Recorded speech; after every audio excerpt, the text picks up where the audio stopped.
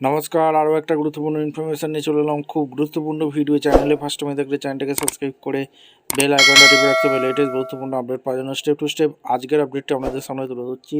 যুবসাথী টাকা ঢোকেনি, 10 লক্ষ ফর্ম বাতিল হলো, 1500 টাকা পাবে না কারা কারা, আজকের এই ভিডিওতে বিস্তারিতভাবে তুলে ধরবো। খুব গুরুত্বপূর্ণ ভিডিও। চ্যানেলে ফার্স্ট টাইম দেখলে চ্যানেলটাকে সাবস্ক্রাইব করে বেল আইকনটা টিপে রাখতে হবে লেটেস্ট গুরুত্বপূর্ণ আপডেট পাওয়ার জন্য।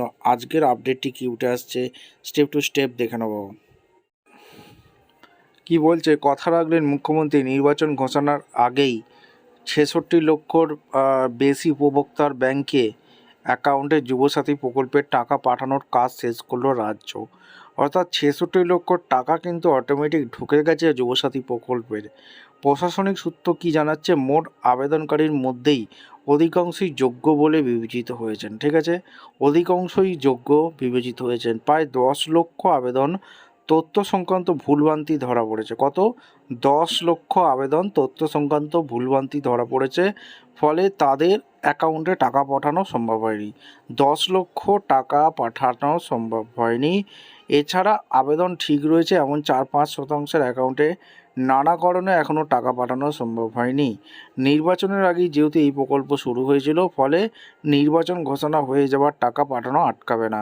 ঠিক আছে, ভোট ঘোষণার পরও টাকা আটকাবে না, এমনটি আপডেট উঠে আসছে। ভয় পাওয়ার কোনো দরকার নেই বলেই মত অভিজ্ঞ আমলাদের। ইতিমধ্যে প্রায় 1000 কোটি টাকা এই প্রকল্পে উপভোক্তাদের অ্যাকাউন্টে পাঠানো হয়েছে।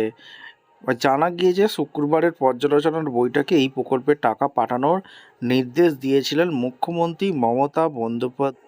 আচ্ছা, টাকা পাঠানোর প্রক্রিয়া। মুখ্যমন্ত্রী মমতা বন্দ্যোপাধ্যায়ের ঘোষণা অনুযায়ী 2026 সালের 7ই মার্চ থেকে যোগ্য উপভোক্তাদের ব্যাঙ্ক অ্যাকাউন্টে সরাসরি টাকা ডিবিটি পাঠানোর কাজ শুরু হয়েছে।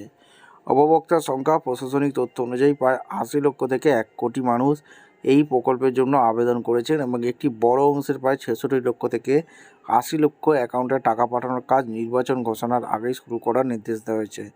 ভাতা ও যোগ্যতা। এই প্রকল্পের আওতায় 21 থেকে 40 বছর বয়সী বেকার যুবক যুবতীরা মাধ্যমিক পাস, চাকরি না পর্যন্ত প্রতি মাসে 1500 টাকা করে ভাতা পাবেন। ভুলভ্রান্তি। প্রায় 10 লক্ষ আবেদনের তথ্যগত ত্রুটি, ব্যাঙ্ক অ্যাকাউন্টের সমস্যার কারণে অনেকের টাকা পৌঁছাতে দেরি হচ্ছে। মুখ্যমন্ত্রী এই সমস্যাগুলো দ্রুত সমাধানের জন্য জেলা শাসকদের নির্দেশ দিয়েছেন। ভিডিওটা ইনফরমেটিভ মনে হলে আমাদের চ্যানেলে ফার্স্ট টাইম দেখলে চ্যানেলটাকে সাবস্ক্রাইব করে বেল আইকনটা টিপে রাখতে হবে লেটেস্ট গুরুত্বপূর্ণ আপডেট পাওয়ার জন্য। দেখা হচ্ছে কোনো পরবর্তী ভিডিও। ধন্যবাদ।